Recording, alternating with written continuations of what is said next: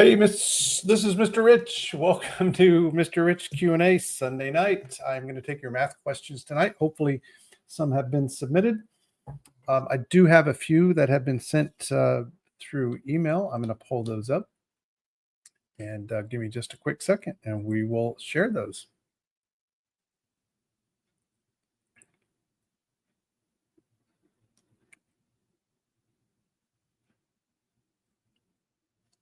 Pulling those up in just a sec.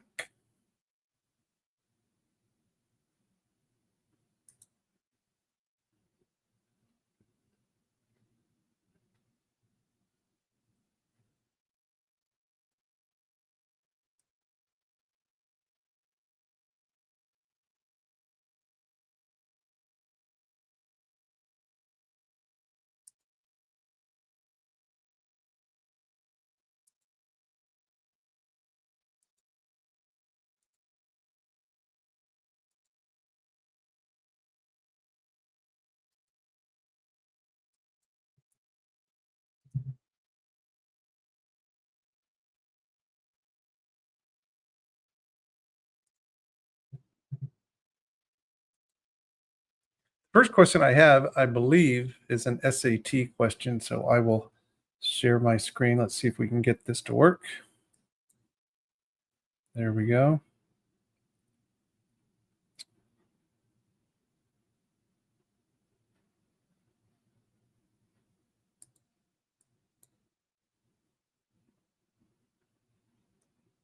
All right.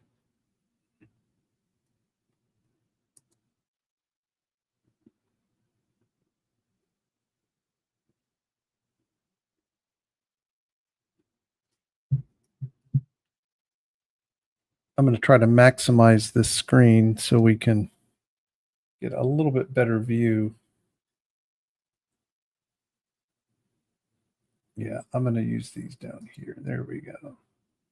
Okay, that's going to be better. Yeah, so Christina, if you're on here, I'm using the bottom controls at the very bottom. I'm not using those scenes over there on the left. Well, this is the first question here. This says the function h is defined by h of x equals a to the x plus b, where a and b are positive constants. The graph of y equals h of x in the xy plane passes through points 0, 10, and passes through that particular point there. What is the value of a, b? Well, what I am going to do in a problem where they give me a function that's got two missing pieces to it, the base of the exponential a and then the base of this the constant b out there, is we are going to use these 2 points. All right, so I'm going to plug the first point in to calculate what one of the constants is. So the 10 is the y, the x, the 0 is the x. So that's going to look something like this. I will put in here 10 for the h of x, and that's going to be a to the 0 plus b. And a to the 0 is 1. So that means that b is going to be 9, right? So this is 10 equals 1 plus b. So that allows me to determine that b is equal to 9. So that then gives us half of what we need, because now the function h of x is going to be a to the x plus 9. Now what I'm going to do is plug in the other ordered pair that was given to us right here. So I'll plug the 325th 536th in, which is kind of strange, but we'll throw that in there. And then we will put that to the -2 power, because we're putting -2 in for x. And then we have plus 9. So what I'm going to do here, students, is I'm now going to subtract 9 on both sides so I can solve for a to the -2. So what I'm going to do is I'm going to let Desmos, if this is an SAT question, I'd be doing this in Desmos for sure, right? So I'm going to take 325 over 36, and I'm just going to subtract 9 and let it do the work for me and convert it back into a fraction. So it's 1 over 36. So that makes a lot of sense all of a sudden, because now I've got 1 over 36 equals a to the -2 power. Then what I'm going to do is I'm going to raise to the -1 on both sides, right? So 36 is equal to a to the second power, square root both sides. I get a is equal to a plus or a minus 6. So a is 6, b is 9, and so my answer here is going to be C, 54. Now, since this is an SAT question, I do want to show you what this would look like if I work it in Desmos as a function. So let's move. I'm going to move this up just a bit, and don't want to go that far. Okay, move this down. There we go. Move that over. Perfect. So then what I want to show you here, students, is how to use regression. So I'm going to clear out Desmos, and I'm going to type a table in. What I'm going to do is I'm going to put the two ordered pairs in the table. Let's move me out of the way again. Let's see if that works. Okay, there we go. So now I'm over here. All right. What I'm going to do is I'm going to put 0, 10 in, and then I'm going to put -2 and 325 over 36 in. So I've got two ordered pairs. You can see them over there on the graph. But I'm going to do what we call a custom regression. I'm going to type in a function that I want Desmos to give me that would pass through those 2 points, but I'm going to tell it what I want the function to look like. And the way that I want the function to look is exactly how it's supposed to look right here. So what I'm going to do is I'm going to say y1, that's my y variable. Then I'm going to use a tilde, which is just to the left of my 1 key up on my numeric 1 key on my keyboard. And it's a shift on that key just to the left. That makes a tilde. That's how we tell Desmos that we're going to tell it to give us an equation based on the points that are in the table. And I'm just going to use a as that right there. I'm going to raise a to the x1 power and then do plus b. And you can see it's giving me the 6 and the 9 right away. So all of this work that I just did over here, all this, I did not need to do if I knew how to do regression in Desmos, because A is 6, B is 9, my answer is 54. So when it comes to an exponential function, I need to have just 2 points, and then I can make the regression. If it is a quadratic, I need to get 3 points in there. All right, so that's what was going on there. I do want to show you one thing that, when you put in points and you want to do an exponential regression, if you use the auto regression up here, the 4 dots with the line going through them, if you click on that and you choose quadratic right there, I'm sorry, I didn't mean quadratic, I meant exponential, because we knew this was an exponential function. What it does is it gives you an exponential that does fit through those 2 points right here, but it doesn't give you in the format that allows us to determine what A and B are. So that's why I need to do a custom regression, because this was just one that fits to the format of a standard y equals A times B to the X. But that's not the format that our equation needed to be in. So that's why it's best, in this case, actually necessary, if you're going to do regression, to do your own.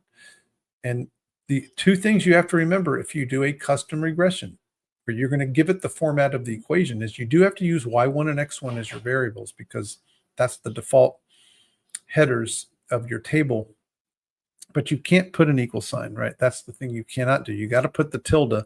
So if you're interested in this, find the tilde on your keyboard. Is there a tilde down here? You would think they'd have a tilde somewhere on their own keyboard, but I don't think that I see it over down there. All right, I do have one other problem that has come in through email, so I'm going to pull that up. So give me just a quick sec to go grab the other one. And if you are one of my students that are here tonight, you know my email address. You would have gotten it on the invite today on how to send me a question. So, and we've only got about 7 people that are here right now. So, and I only have I think I just have one more homework question. So if you're watching this and you want a question answered, you can post it in the chat here in the discussion in our YouTube, or you can send it to my email. But only my students have my email. So if you are not a student, post it in the YouTube discussion.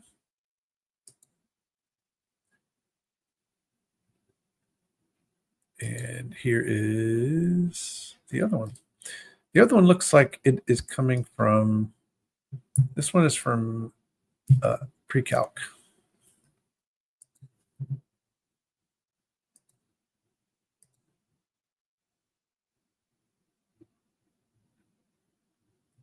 And there it is. I'll share my screen and then we shall take a look.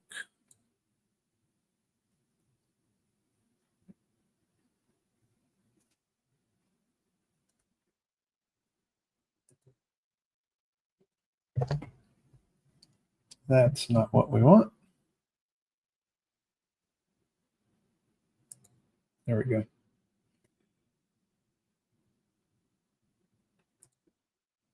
Here is the question. Hopefully you can see that okay. It says for the polynomial function g, the limit of g of x as x goes to negative infinity is negative infinity. Which of the following expressions could define g of x? All of the answer choices are polynomials.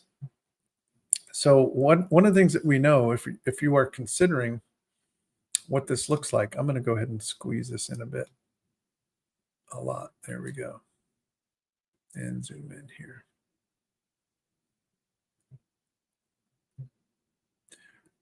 Well, this limit right here is giving us the end behavior of the function. So what this means, if you were looking at the graph of g of x, what must happen as you go to the left, right, as x goes to negative infinity, means the further left you go on the graph, the y values need to be going towards negative infinity. That means that this polynomial has to be sinking down to the left in that fashion. And then if you take a look at each of your answer choices, let's just consider the end behavior of these. Remember that end behavior of polynomials depends on the degree of the polynomial, which is the highest exponent. So you can see a degree of 4, a degree of 7, here's a degree of 5, and there's a degree of 4. And it also depends on the leading coefficient, whether it's positive or negative, and that's going to be the sign that's in front of that leading term. So this function right here has it's an even degree, 4, but it's got a negative leading coefficient. So what that one's going to look like is it's going to be going down to the left and down to the right. So I think A is going to be our answer, but let's check the other ones. This one has an odd degree, 7, with a negative leading coefficient. Those functions are going to be going up to the left and down to the right. So that function would be going up to the left, down to the right. So we can eliminate that answer. This one is going to have the same behavior because it's also an odd degree with a negative leading coefficient. So it is going up to the left instead of down to the left. This one is even on the degree with a positive leading coefficient. So that one's going up to the right, up to the left. So again, we can eliminate those. Definitely A is going to be our answer. You're welcome, Olivia. Thanks for stopping in. All right, anybody else that's got questions, please submit them to me. If you're my student, send them in to my email that you got, my email address that you got from the invite. If you are here but you're not a student, you can post in the forum over here in our YouTube discussion.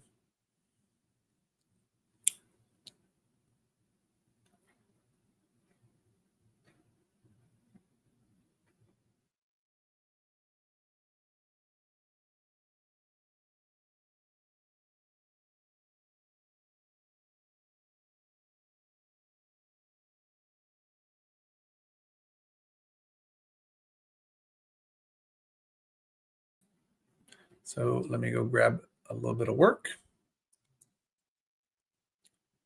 So hang tight.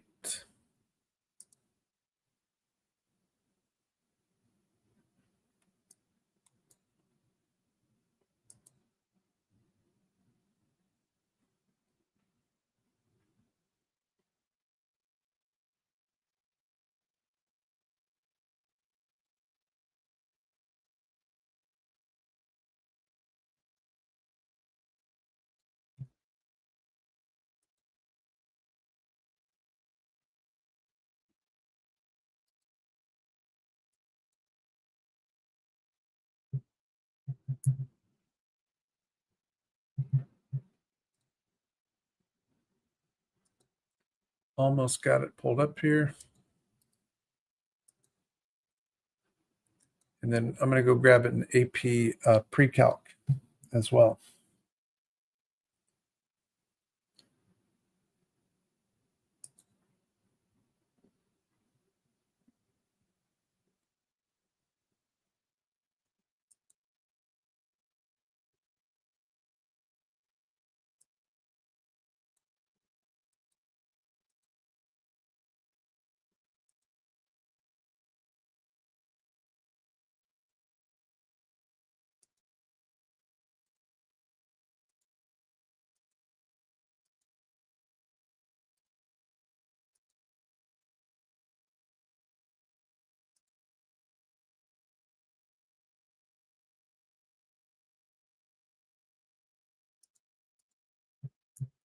Well, I know that some of the AP Pre-Calc students are going to be doing their first summative next week on lessons 1.1 to 1.6. That's where I think we will spend our time here. There we go.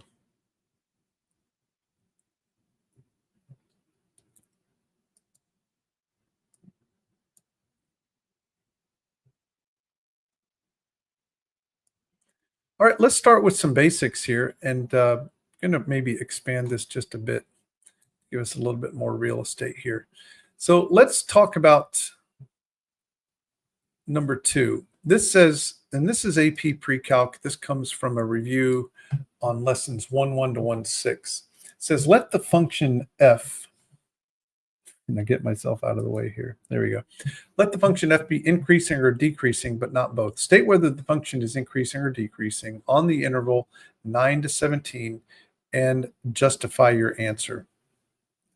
So you can see here that the outputs here are increasing and the x's are increasing as well.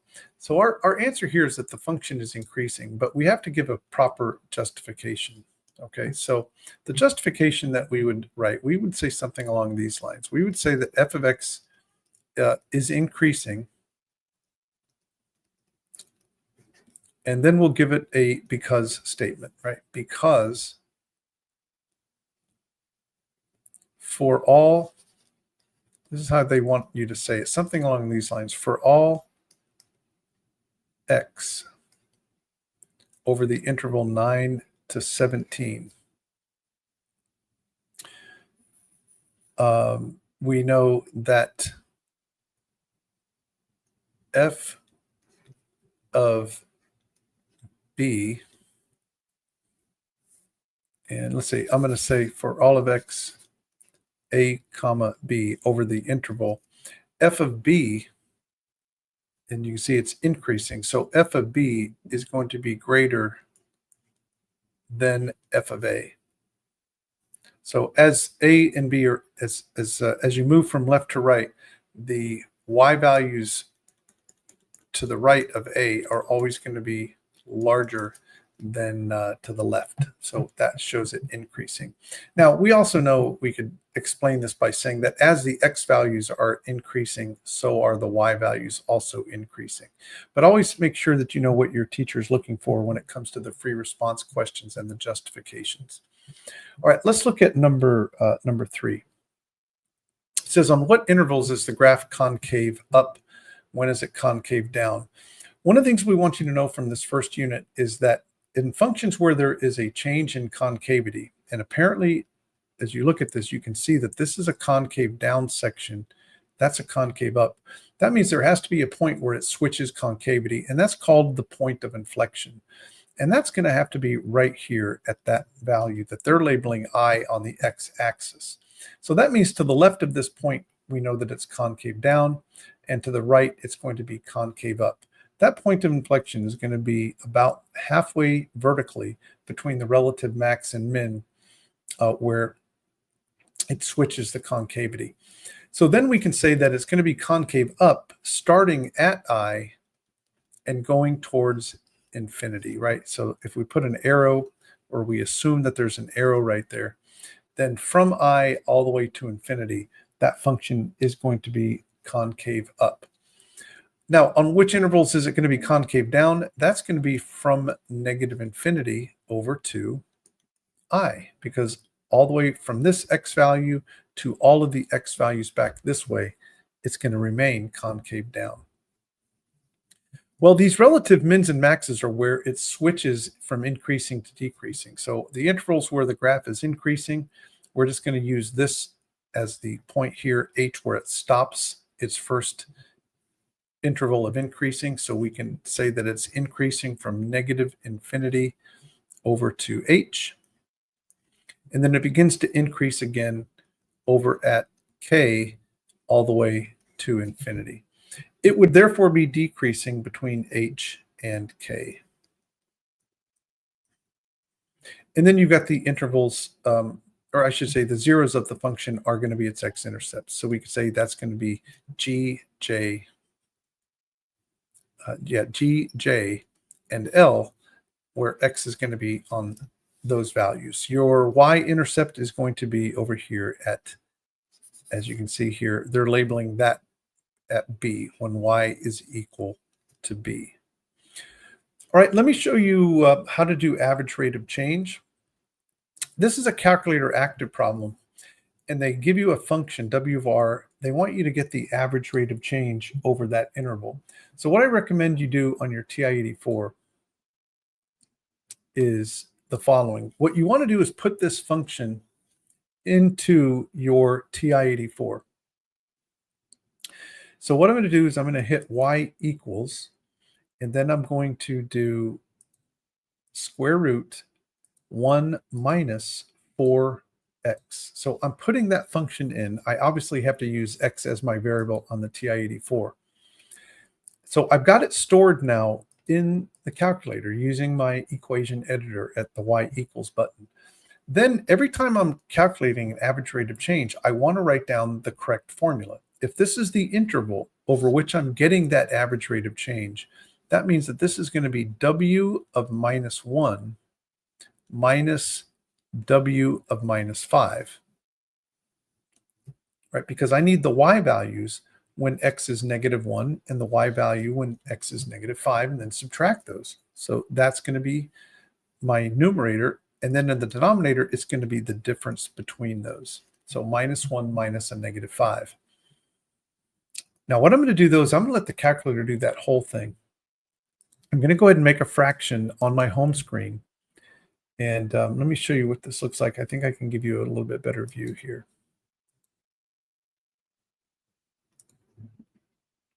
And I can bring this out. Yeah, there we go. So what I'm going to do here on in the fraction button is I'm going to call up the function. So I'm going to do alpha trace, and it pulls up this menu that allows me to make a selection. I put the equation into y1, so I'll hit y1 and then parentheses negative 1. So I'm telling the calculator to pass the x value of negative 1 to that function and then return that value. So then I'll put minus, call up that again, alpha trace y1, and I want to pass a negative 5. And then down in the denominator, I'll just do negative 1 minus negative 5. All right, I double checked that I put that in exactly as I wanted to using function notation, hit enter, and then that's going to be my average rate of change. So that calculation there is going to be equal to negative 0.587. In AP Math, AP Calc, AP PreCalc, we round decimal answers to 3 decimal places. And in fact, you can either round or truncate. They don't care. So in this case, 2 acceptable answers, negative 0.586 or negative 0.587 if you use standard rounding. Okay, so that is average rate of change. Well, what I want to do next, I think, is I want to go back, Christine, if you're controlling that, if you can go back to me on and get rid of the screen, because I'm going to pull up something else here. And so you can go back to me full screen, which I believe will be me right there, or that. There we go. Okay, so what I'm going to do is I have one other thing that I want to pull up that I think will be very helpful on the AP PreCalc. So bear with me while I pull this up. So as I'm pulling this up, I do want to make a few comments. I've told a lot of my students about AP PreCalc that one of the frustrations that students find in taking AP PreCalc is there seems to be kind of a mismatch between the level of difficulty on your homework and what you can expect to see on the on your summatives, on your tests. So that the objective really, as far as you're concerned, is you need to be doing as much work in AP PreCalc, AP Classroom, I should say, as you possibly can. And so I'm going to pull up a review that I think has some problems that would be maybe similar to the level of difficulty that you could expect. And I will show you this here. Almost got it pulled up. So if your teacher's not assigning things in AP Classroom, you really should ask your teacher to release practice problems, a practice test, or practice multiple choice and free response in AP Classroom, because that's where you're going to get the practice that's really going to help you. This practice here comes from Brian Passwater. I think last week I did some of his work. So here is the first question. This is the 1-1 to 1-6 polynomial review. And I'm going to spread this out just a bit.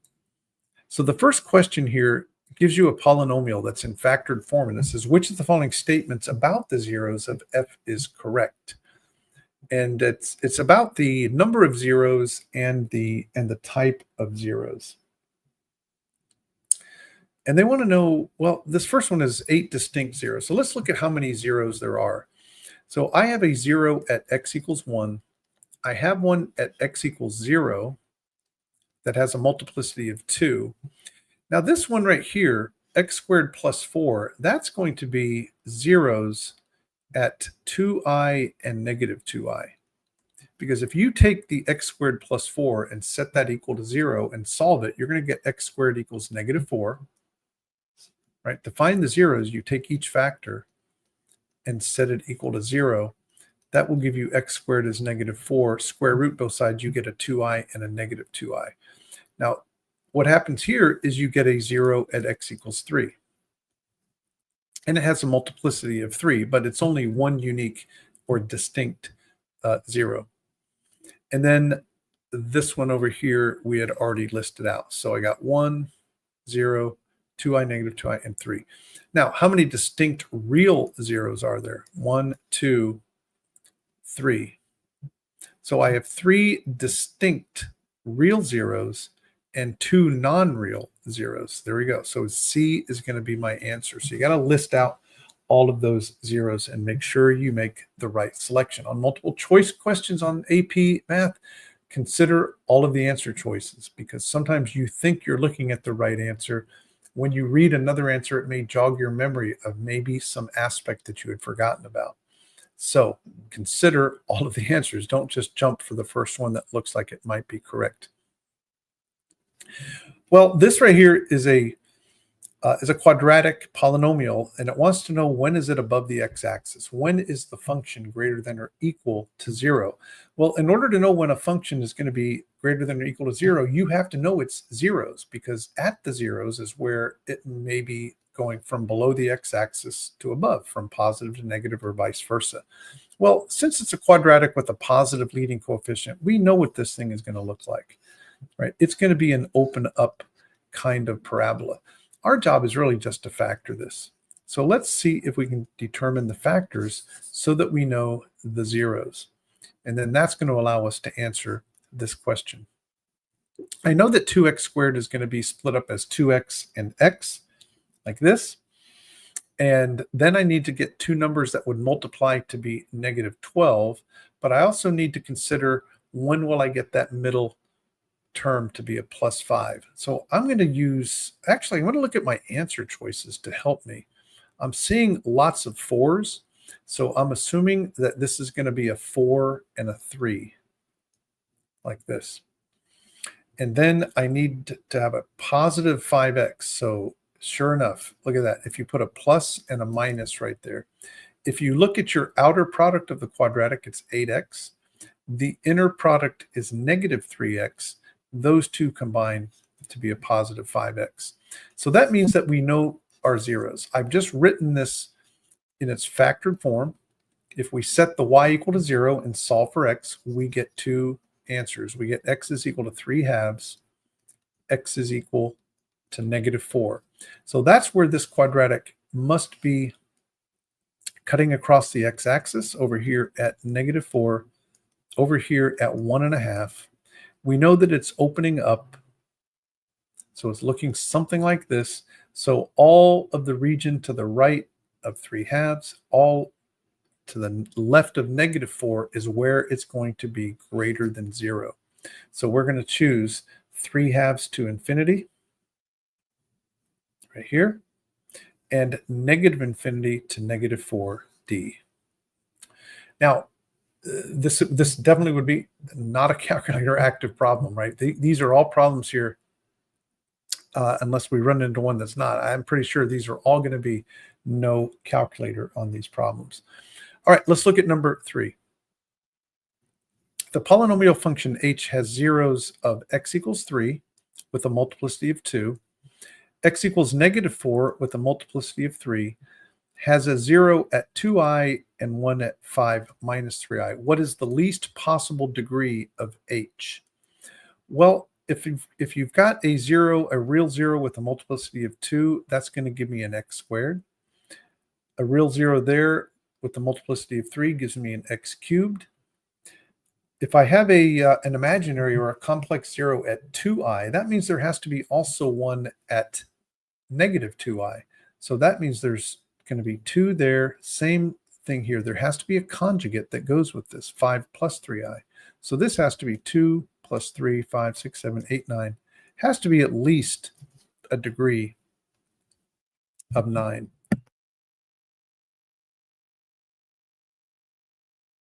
All right, if you are just joining, my name is Mr. Rich.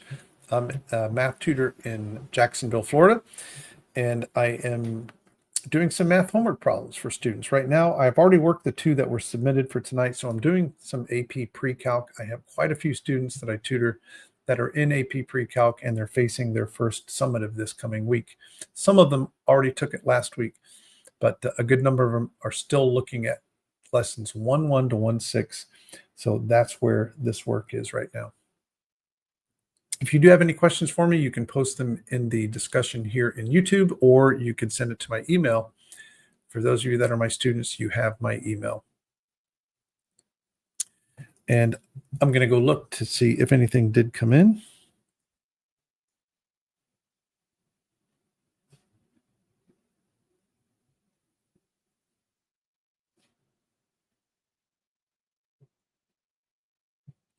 Nope, nothing came in. All right, next.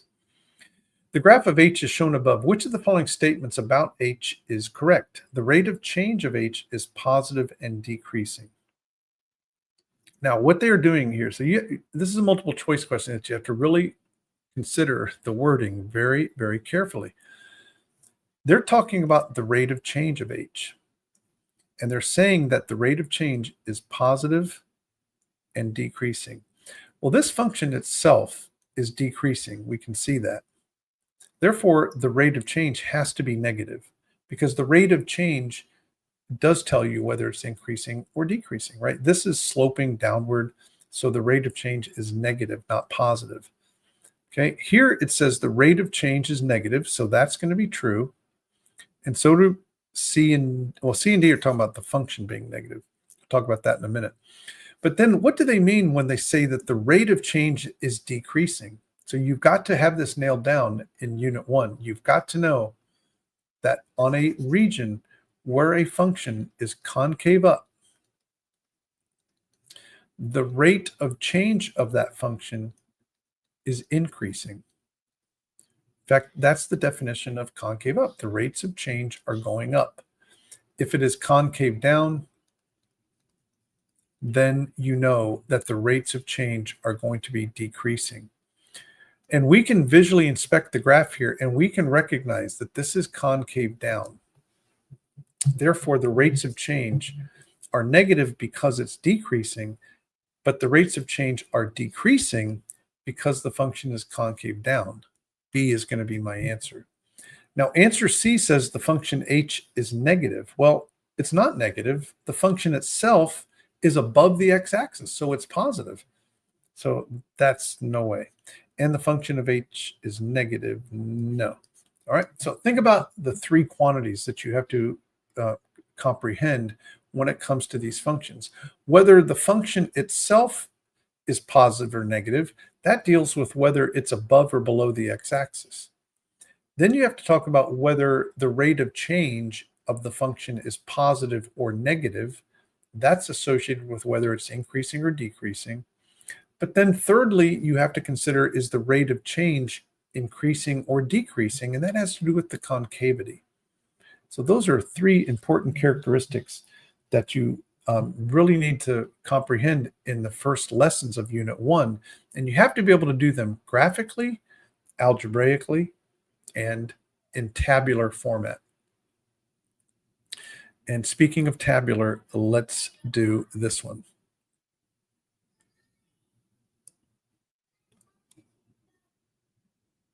Number 6.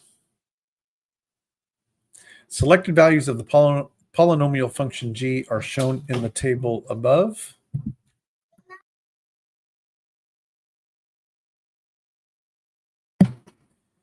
At which of the following statements pairs about g could be true? All right. Notice that it's pretty typical to see multiple choice questions in AP Math to be in groups of two. So here we have to determine whether the function is even or odd, and that'll get rid of two answers. And then we have to then pair it correctly with whether the concavity is up or down. Well, let's consider even or odd. What I can tell here is that when the x's change sign, the y's are changing sign. So that tells me that this function is going to be an odd function. If it has to be one or the other, it is going to be odd. Make sure that you understand the difference between even and odd functions in a tabular format, right? Because you know that if you take a look at what an odd function looks like, this would be maybe a typical odd function. So that when you come out to a particular x value, you have a particular f of x value that is associated with it. If you go out to that same distance to the negative side of the x-axis and go down, you should get the same y value, but a different sign, the opposite sign. So if the x's change sign, the y's change sign. That's what's happening right here. X's change sign from -1 to 1. The y's are following suit. Therefore, we're going to go with an odd function. So we get rid of the C and D. And then how do I determine concavity? Well, as my x values are increasing, what I have to do is get the rates of change, first of all. I have to look at the rates of change. My x's are going up by 2 by a constant rate. Now, -13 to -12 is an increase in 1. From -12 to -8 is a rate of change of +4. And then that's a rate of change of 5. That's a rate of change of 6. So what are the rates of change doing? The rates of change are increasing, therefore it's concave up. And there's my answer there.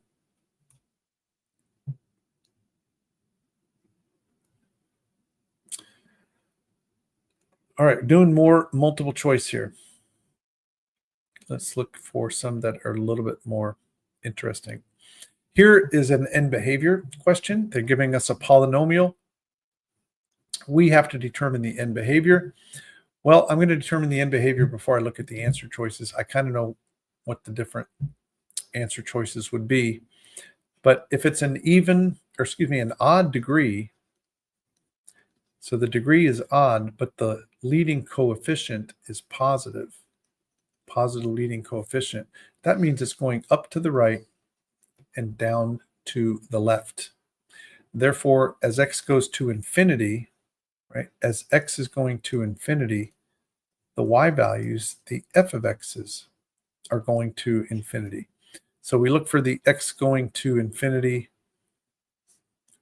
y is going to infinity. So we get rid of c, we get rid of a, b and d have that. And then over here, what this is showing us here is that you go to, as x goes to negative infinity, to the left, the y values are going towards negative infinity. So that is going to be our answer right here. That shows the right end behavior and the left end behavior, showing going up to the right towards positive infinity, down to the left towards negative infinity.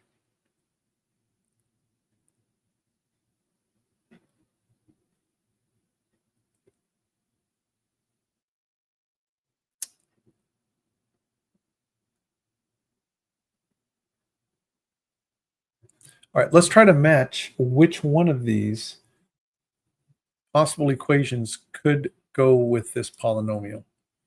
Well, one thing I'm going to do is I am going to get rid of D because it has a positive leading coefficient and it has to have a negative. This has to be one thing I know about this polynomial. If it's a polynomial, it has to be an odd degree and has to be a negative leading coefficient because it's going up to the left and down to the right. And this is the characteristics of that leading term.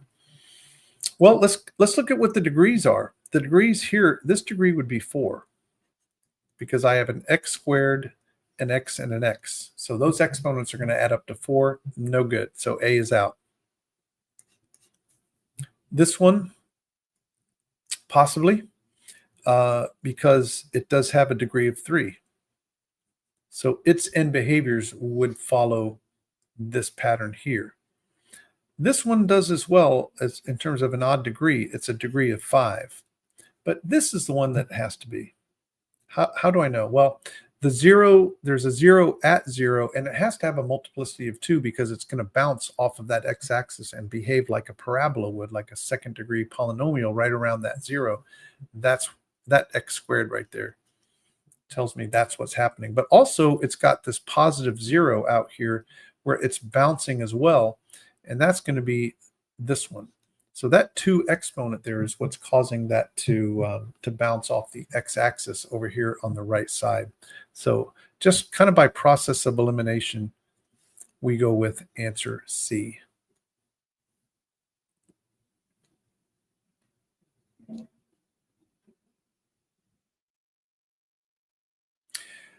Here they have given us a calculator for problems 18 to 21.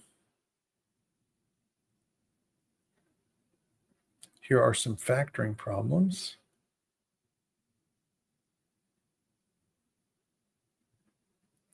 Okay, I've got a little bit of time left, so I do want to pull up one other problem. So hang tight.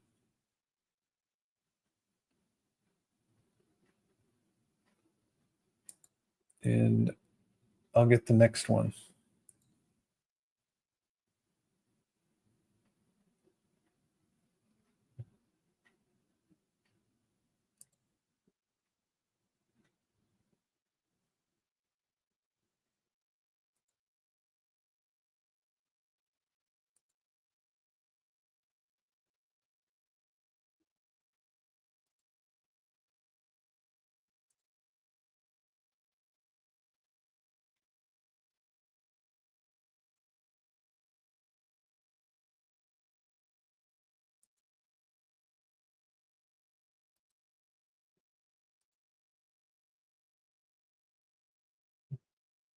I think we want to do that one.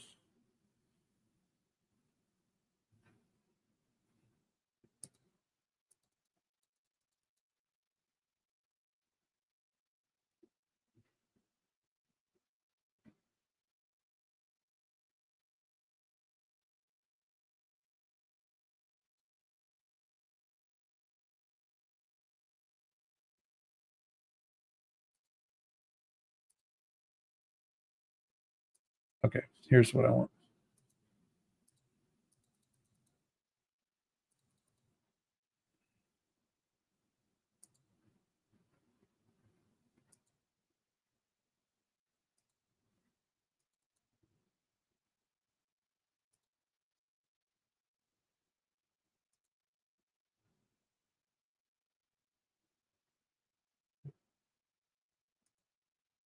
Okay.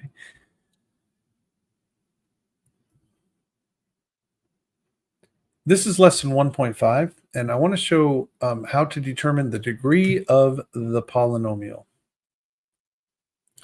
Well, when I look at, let's just start with problem number 1. When I look at this list of ordered pairs that would be a part of a polynomial, I do recognize that the x's have equal width intervals. They're all going up by 3. So therefore, I can look at the rates of change on the output. So the rate of change between 5 and 7 is a positive 2. And then it goes down by 3. And then it's going down by 6. It's going down by 7. And then it's going down by 6. That. Then I don't see a match there, right? So that is definitely not going to be a linear function because the rates of change are not constant. But what we're going to do now is look at the second level rates of change. So that right there from 2 to -3 is a decrease by 5. From -3 to -6 is a decrease by 3. From -6 to -7 is a decrease in 1. That is also, that's an increase in 1 right there. So now we don't have a match there. If those rates of change of the rates of change on the second level had matched and they had been constant, then we'd know it's a second degree polynomial. But now we look at the third level. Right? So that was our second level, the rates of change of the rates of change. So now what we do is we go to this third level. That is an increase in 2. That is an increase in 2. From -1 to 1 is an increase in 2. Because those third level differences are matching, that makes this a third degree polynomial.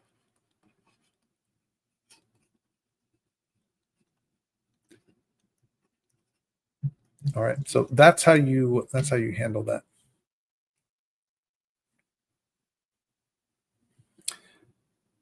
Well, in true College Board fashion, they do love to give you missing constants here.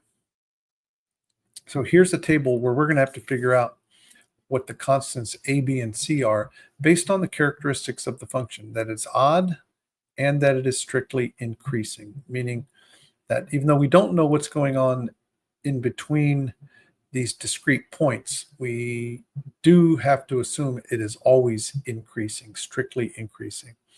Well, if it's an odd function, what could I do here? We need to figure out what a plus b is. So let's see if we can figure that out. What we can do over here is figure out what b is.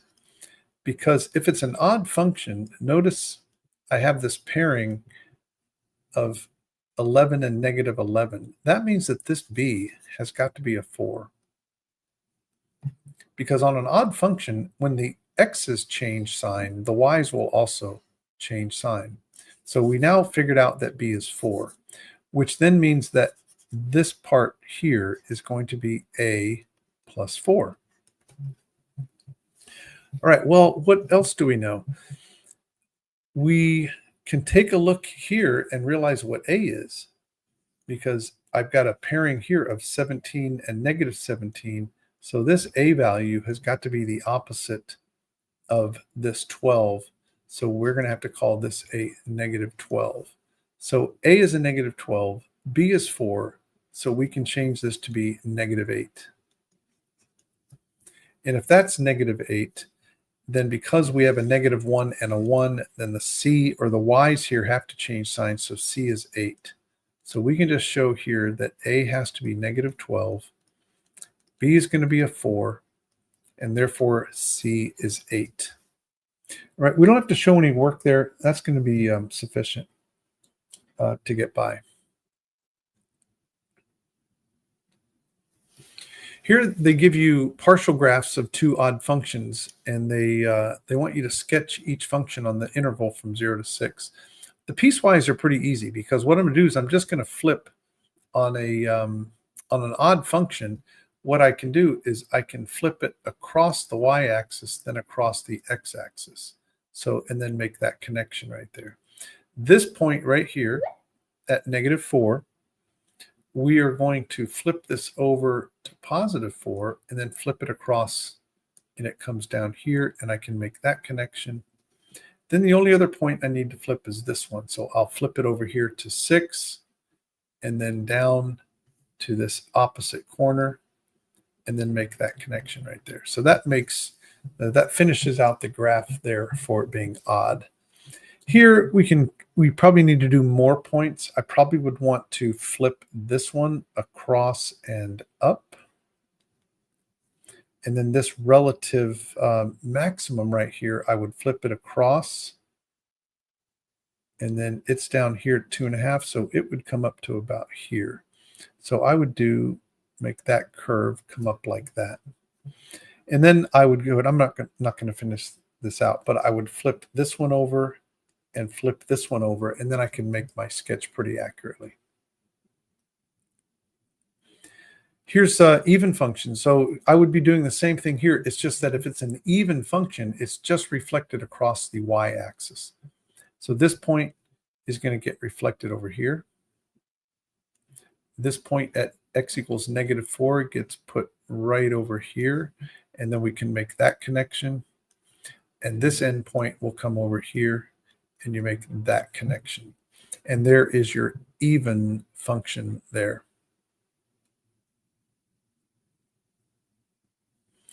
All right, well, we've got about 5 minutes left. Anybody have any questions that are here, post them over in the discussion. I'll make one more check over in my email to see if any of my students submitted questions. And you know what? I see no questions here. That being the case, we're going to call it a night. So my name is Mr. Rich.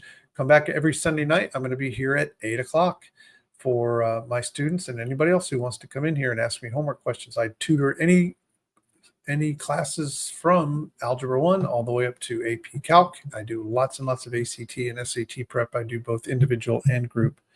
And be happy to see you when you join us next week. Thanks, everybody.